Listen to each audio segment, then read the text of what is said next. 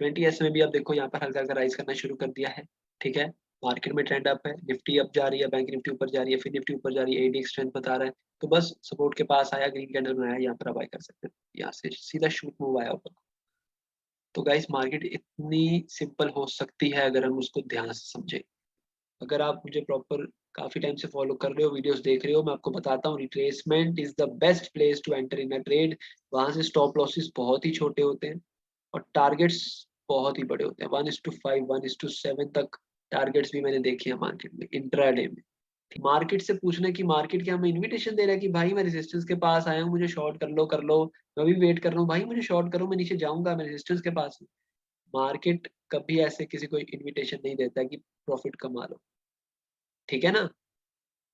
Market का अगर trend down है उसको इमीडिएट रेजिस्टेंस के पास आके इमीडिएट गिरना चाहिए, या एक दो कैंडल वहां पे रुक जाए, 10 मिनट रुक जाए ज्यादा से ज्यादा। अभी प्राइस गिरते हुए ट्रेंड में एक जगह यहाँ रेजिस्टेंस के पास आके रुकने लग जाए, आपको इमीडिएट अगर शॉर्ट किया हुआ है वहां से निकलो। अभी बाय करने को मैं नहीं बोल रहा हूँ, लेकिन अगर आपने शॉर्ट किया हुआ है वहां से पहले निकलो, ठीक है। अब उसमें बाय भी कैसे करना है वो भी आपको बताता हूँ मैं।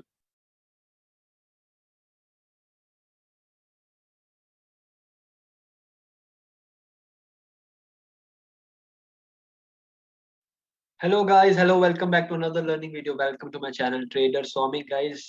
तो आज आपने देखा ही होगा मार्केट में कितना बड़ा मूव आया, ठीक है। आज थी फिन निफ्टी की एक्सपायरी, ट्यूसडे को फिन निफ्टी की एक्सपायरी होती है।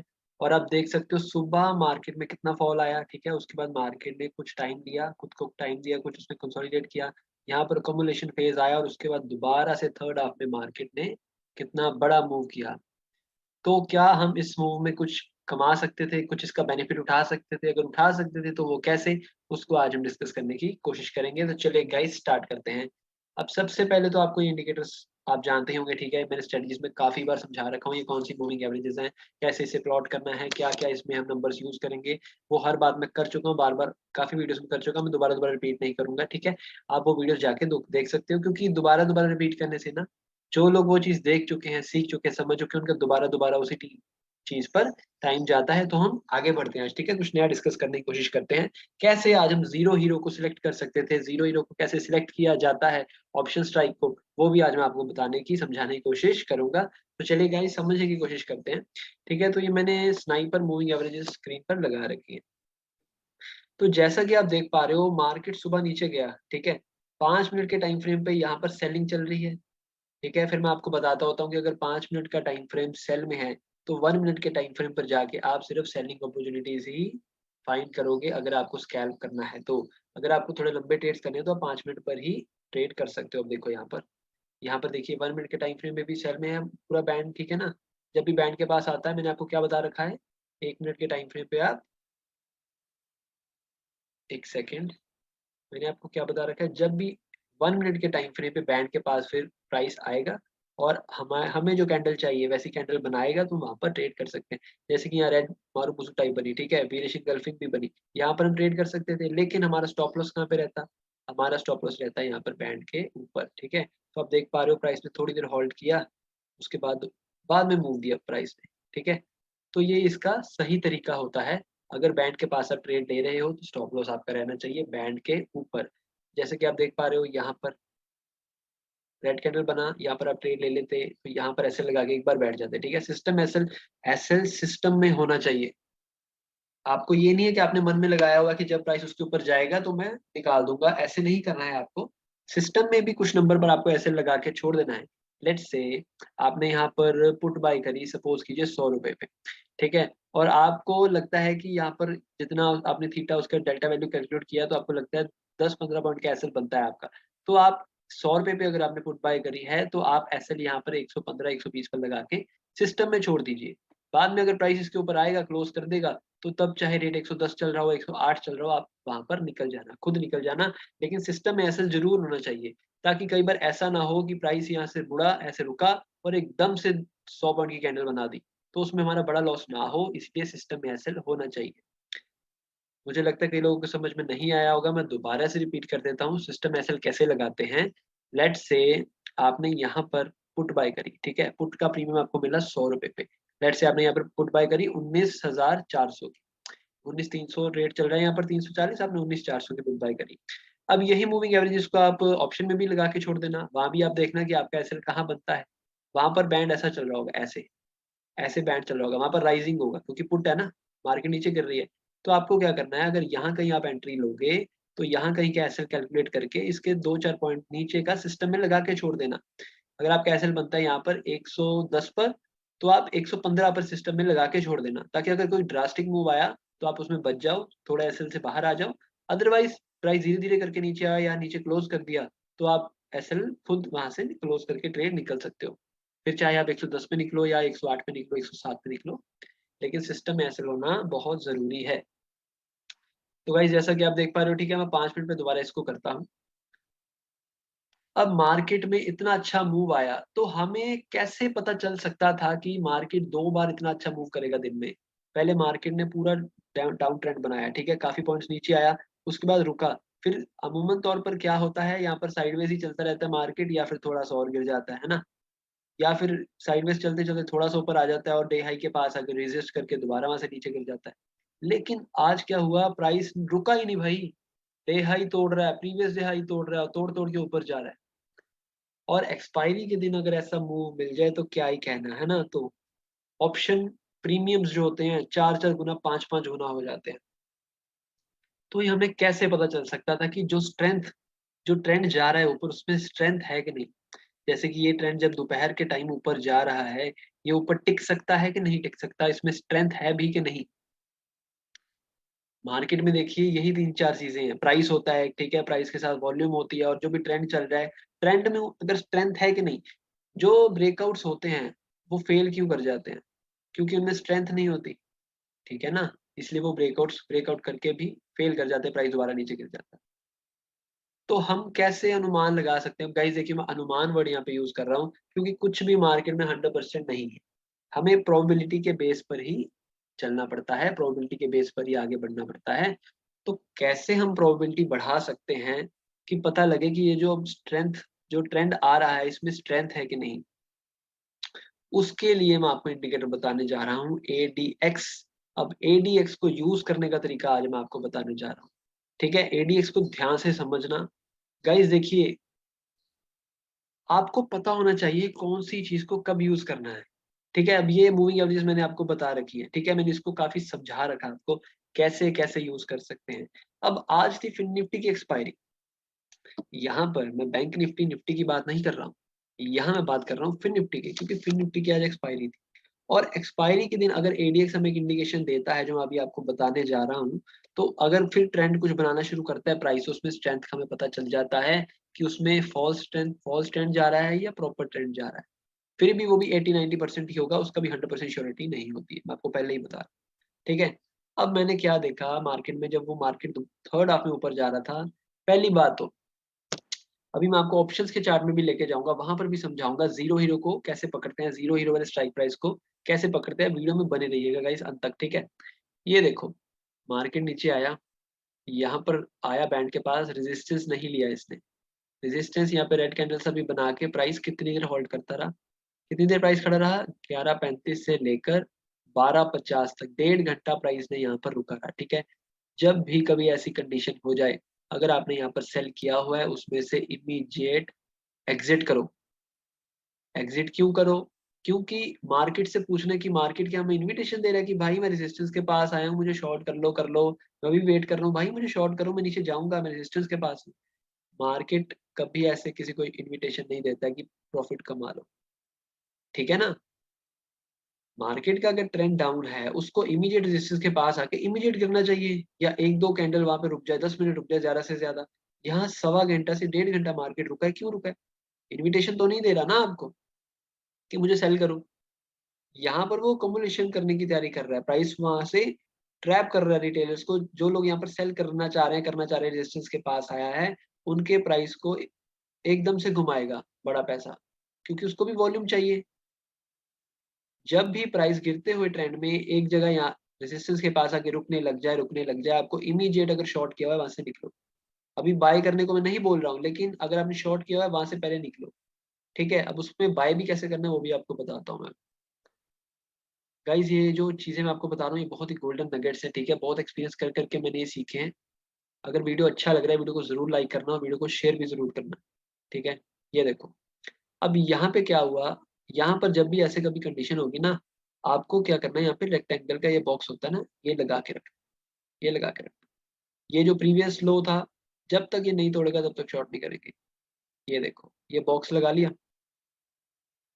अब मूविंग एवरेजेस भी क्या कर रही है, धीरे धीरे ऊपर घूमना शुरू कर रही है। अगर आप यहाँ से देखो, कितना प्राइस स्टे करेगा, मूविंग एवरेजेस का टाइट होता रहेगा बैंड। ये देखो, फिर एक कैंडल आया ऐसा, प्रॉपर बुलिश कैंडल आया, उसको सारी मूविंग एवरेजेस को भी कट कर दिया और सारे पिछले बॉक्स के ऊपर भी क्लोज कर दिया। फिर दोबारा प्राइस ऊपर गया। अब मैं आपको क्या बताता हूँ कि ब्रेकआउट्स पे ट्रेड मत लिया करो, ब्रेकआउट्स पे ट्रेड मत लिया करो। कहाँ ट्रेड लिया करो, रिट्रेसमेंट पे लिया करो। अगर आप मुझे प्रॉपर काफी टाइम से फॉलो कर रहे हो, वीडियोस देख रहे हो, मैं आपको बताता हूँ retracement is the best place to enter in a trade. वहां से स्टॉप लॉसेस बहुत ही छोटे होते हैं और टारगेट्स बहुत ही बड़े होते हैं। 1:5, 1:7 तक टारगेट्स भी मैंने देखे हैं मार्केट में इंट्राडे में, ठीक है ना। अब यहाँ देखिए, यहाँ से प्राइस घूमा, यहाँ से प्राइस जब घूमा है, वो आया आपको ट्रेड देने के लिए, एंट्री देने के लिए आया, आया ना सपोर्ट के पास। क्या वो यहाँ पर आके रुका आधा घंटा, एक घंटा? क्या किया उसने, टच किया, एल्गोस के भी यहाँ पे ट्रेड होंगे, टच किया, विक बनाई और सीधा ऊपर। फिर नीचे आया, टच किया, ट्रेड, विक बनाई, सीधा ऊपर और सीधा ऊपर। इसे बोलते हैं सपोर्ट को उसने रिस्पेक्ट किया। इसे नहीं बोलते कि रेजिस्टेंस को रिस्पेक्ट किया, वो रेजिस्टेंस को तोड़ रहा है यहाँ पे, वहां पर इतना टाइम रुक के, ठीक है। अब एडीएक्स से हम कैसे हेल्प ले सकते थे, एडीएक्स को पहले आपको क्या करना है, एक हॉरिजॉन्टल लाइन लगा लेनी है यहाँ पर। हॉरिजॉन्टल लाइन लगानी है आपको, कहाँ पे लगानी है, 20 नंबर पे लगानी है। यहाँ पर डबल क्लिक करोगे आप तो यहाँ पर आ जाएगा, यहाँ पे 20 कर देना, ठीक है। यहाँ पे लग गया एडीएक्स। अब बहुत से लोग एडीएक्स को यूज करते हैं 14 पीरियड पे, मैं यूज करता हूँ 8 पीरियड पे, ठीक है, क्योंकि ADX is a slow indicator. ADX indicator एक ऐसा इंडिकेटर है कि काफी ट्रेंड जब निकल जाता है, उसके बाद वो बताता है कि भाई स्ट्रेंथ आ गई। तो उसका नंबर, उसके कारण मैंने ये कम किया है, ठीक है। इस पर रिसर्च करी हुई है और मैंने देखा है काफी एक्सपर्ट्स भी ये नंबर यूज करते हैं, जिनकी मैंने बुक्स पढ़ी हैं वो भी ये नंबर काफी यूज करते हैं। इसमें कुछ गलत नहीं है, 8 नंबर भी आप यूज कर सकते हो। फिर भी आपको अपनी रिसर्च करनी है, आपको जो नंबर ठीक लगता है वो यूज कर सकते हो। अब यहाँ मैंने क्या देखा कि जब थर्ड हाफ में मार्केट ऊपर जा रही थी, तो एडीएक्स फ्रेश 20 के ऊपर आया था। एडीएक्स फ्रेश 20 के ऊपर आया था। अगर एडीएक्स जो सुबह 20 के ऊपर था और नीचे ना जाता, ऐसे ही होल्ड करता रहता, फिर भी कम चांस थे स्ट्रेंथ आने का ट्रेंड में। लेकिन उसने क्या किया, 20, ये 20 की लाइन है, 20 के नीचे पहले गया, ठीक है। मार्केट जब कंसोलिडेट करी थी, साइडवेज थी, उसके बाद फ्रेश 20 के ऊपर आया। जब भी एक्सपायरी के दिन फ्रेश 20 के ऊपर आता है ना एडीएक्स, तो बहुत अच्छा मूव आने की संभावना होती है। फ्रेश 20 के ऊपर एडीएक्स 8 नंबर का, अब इसे हम ऑप्शन के चार्ट में भी देखेंगे कहाँ कैसे यूज करते हैं वहां पर भी, ठीक है। तो फ्रेश जब यहाँ पर एडीएक्स ऊपर आया, तो मुझे अंदाजा हो गया कि यहाँ से मार्केट में काफी अच्छा स्ट्रेंथ आ सकता है, ये ट्रेंड ऊपर जा सकता है, ठीक है। ऊपर से आज था एक्सपायरी का दिन, और ऊपर से निफ्टी या सुबह से बहुत ही बुलिश हुई थी, निफ्टी या सुबह से ही बुलिश थी, ठीक है। ये देखिए, मैं आपको दिखाता हूँ, ये देखिएगा, निफ्टी 50 इंडेक्स, ठीक है। सुबह वो भी एक बार गिरा, निफ्टी जैसे सब सारे इंडेक्स गिरे, उसके बाद सीधा यहाँ पर उसने बैंड को काटा, यहाँ रुका, सीधा काटा, यहाँ फिर इसके सीधा। तो निफ्टी तो आज बहुत ही बुलिश थी। जो दोपहर का कंसोलिडेशन जोन आया है बैंक निफ्टी और फिर निफ्टी में तो वो भी नहीं आया। निफ्टी तो भाई साहब सीधा सीधा बुलिश थी आज, ठीक है। तो इतनी सिंपल चीजें हैं, साफ पता लग रहा है कि यहाँ ऐसा इतना बुलिश चल रहा है, तो यहाँ पे पुट बाई नहीं करनी है। फिर भी कुछ लोग यहाँ पुट बाई करेंगे, कुछ लोग यहाँ पुट बाई करेंगे रेड कैंडल देख के। क्यों कर रहे हो भाई, इतना सिंपल ट्रेंड मार्केट बता रहा है कि मैं अप ट्रेंड में हूँ, मूविंग एवरेजेस बता रही है, नीचे एडीएक्स 20 के ऊपर है, क्यों वहां पे पुट बाय करनी है? प्रॉफिट ना करो, कम से कम लॉस तो बच जाएगा ना। कुछ लॉजिक से ट्रेड करो, ठीक है ना। अब मैं आपको दोबारा फिर निफ्टी के चार्ट पे लेके चलता हूँ, चलिए। तो ठीक है गाइस, एडीएक्स जो होता है ना, वो ये नहीं बताता कि अप ट्रेंड है कि डाउन ट्रेंड है, मार्केट ऊपर जा रही है कि नीचे जा रही है, वो ये नहीं बताता। एडीएक्स क्या बताता है कि मार्केट जिधर भी जा रही है, उधर उसके पास जाने की स्ट्रेंथ है कि नहीं। अगर मार्केट ऊपर जा रही है, तो क्या वो ताकत से ऊपर जा रही है, उसकी स्ट्रेंथ से ऊपर जा रही है, या बस ऐसे ही ऊपर जा रही है, कुछ ऑर्डर्स के कारण स्ट्रेंथ नहीं है उसमें, बस एडीएक्स ये बताता है। और वो कैसे बताता है, जब जब एडीएक्स 20 के नीचे रहेगा और मार्केट ऊपर या नीचे जाएगी, कोई भी ट्रेंड बनाएगी, तो ट्रेंड जल्दी से रिवर्स कर जाएगा, उसमें स्ट्रेंथ आने की चांसेस बहुत कम होते हैं। और जब एडीएक्स 20 के ऊपर आता है फ्रेश, इसका मतलब मार्केट जिस भी साइड जा रही है, चाहे नीचे जा रही है, चाहे ऊपर जा रही है, स्ट्रेंथ के साथ जा रही है।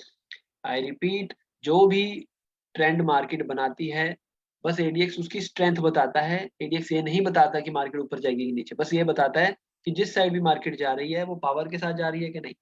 और कैसे बताता है, जब भी 20 के ऊपर एडीएक्स होता है मतलब पावर है ट्रेंड में, और जब भी एडीएक्स 20 के नीचे होता है मतलब पावर नहीं है ट्रेंड। अब हम चलते हैं ऑप्शन के चार्ट पर, और आपको जीरो हीरो कैसे हम स्ट्राइक सेलेक्ट कर सकते हैं वो आपको बताने की अभी कोशिश करता हूँ, ठीक है।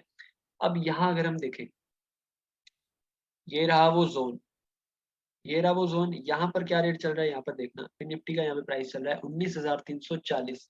तो हम यहाँ पर ओटीएम स्ट्राइक्स लगाकर देखेंगे, ठीक है। ओटीएम स्ट्राइक्स लगाकर देखेंगे और कैसे जीरो हीरो पकड़ते हैं वो समझने की कोशिश करना। तो चलिए गाइस, अभी ऑप्शन के चार्ट पर हम समझते हैं कि जीरो हीरो स्ट्राइक को कैसे पकड़ते हैं, कैसे ऑप्शन प्राइस को पकड़ते हैं। अब ये देखिए, ये मैंने लगा रखी है 19,400 की कॉल, ठीक है। तो पहले चार्ट पर जाके टाइम देख लेते हैं, कौन से टाइम पर मार्केट साइडवेज था। मार्केट साइडवेज था यहाँ से लेकर 10 बजे से, 11 बजे से लेकर 12:50 तक, ठीक है। तो पहले वहां पे देखते हैं, ये रहा 11 बजे का कैंडल, ये रहा 11 बजे का कैंडल, और ये रहा 12:50 का कैंडल। चलिए, अब यहाँ पर अगर हम देखें तो प्रॉपर कंसोलिडेट कर रहा है, बिल्कुल साइडवेज सा है। प्रीमियम चार्ट देखिए, छोटा सा रेक्टेंगल बन रहा है यहाँ पर, छोटा सा रेक्टेंगल बन गया। अब यहाँ पर आपको एडीएक्स प्लॉट करके रखना है, ये मैंने 8 पीरियड का एडीएक्स लगाया हुआ है यहाँ पर भी देखिए। आपको क्या करना है, 20 नंबर पे जाना है और एक हॉरिजॉन्टल लाइन लगा लेनी है, ठीक है। तो यहाँ पर हॉरिजॉन्टल लाइन कहीं भी लगा के आप डबल क्लिक करेंगे तो यहाँ पर कोऑर्डिनेट्स में जाके नंबर 20 कर देना है उसे, फिर प्रॉपर 20 पर एडजस्ट हो जाएगी line। अब देखिए, यहाँ पर हम देखें तो एडीएक्स तो पहले से ही ऊपर है भाई, ठीक है। एडीएक्स 20 के ऊपर है, मतलब अगर स्ट्रेंथ, अगर कोई भी ट्रेंड आया इसमें तो उसमें स्ट्रेंथ रहेगी, ठीक है ना, मतलब इसमें स्ट्रेंथ चल रही। अब देखिए यहाँ पर नीचे था, सुबह से नीचे गिर रहा है ये वाला प्रीमियम, मतलब स्ट्रेंथ के साथ गिर रहा है, मतलब उसमें ट्रेंड में स्ट्रेंथ है। उसके बाद प्राइस कंसोलिडेट कर रहा है, ठीक है। अभी भी 20 के नीचे नहीं गया एडीएक्स। उसके बाद क्या हुआ, जब हम वहां पर देख रहे हैं कि मार्केट में बुलिश ट्रेंड आ रहा है और यहाँ इसका एडीएक्स भी राइज कर रहा है, और ऑप्शन प्रीमियम का एडीएक्स भी 20 के ऊपर है, तो मतलब कि जो इसमें अभी भी ट्रेंड जो भी आएगा उसमें भी स्ट्रेंथ रहेगी, क्योंकि 20 के ऊपर है एडीएक्स। हालांकि इतने सस्ते प्रीमियम को तो जीरो होने वाला अगर ये, तो इसकी तो स्ट्रेंथ कहाँ की कहाँ गिर जानी चाहिए थी, 20 के नीचे 10 8 की वैल्यू के आसपास आ जानी चाहिए थी, लेकिन ये 20 के ऊपर सस्टेन कर रहा है, ठीक है। तो उसके बाद क्या हुआ, थोड़ी टेक्निकल चीजें ध्यान से समझना। उसके बाद आपको ये मूव पर, अगर आप एक्सपर्ट हो तो ट्रेड कर सकते हो, अदरवाइज आप इसे छोड़ दीजिए। रिट्रेस करने आने का वेट कीजिए, जब यहाँ पे रिट्रेस करने आया प्राइस, यहाँ पे रिट्रेस करने आया, यहाँ देखिए, यहाँ पर उसने फ्री ग्रीन ग्रीन कैंडल बनाया और एडीएक्स 20 के ऊपर है। यहाँ पर आपको मैं एक चीज बताने जा रहा हूँ, मूविंग एवरेज आप प्लॉट कर लेना, एसएमए,